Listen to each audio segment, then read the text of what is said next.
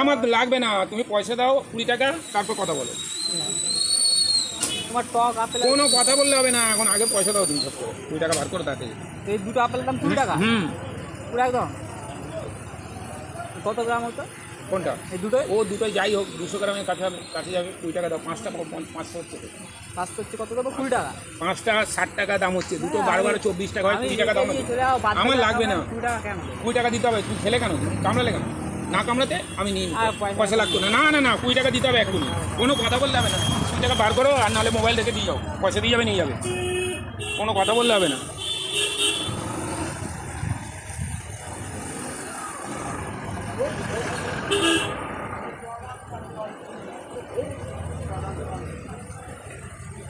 দাও তাড়াতাড়ি করো।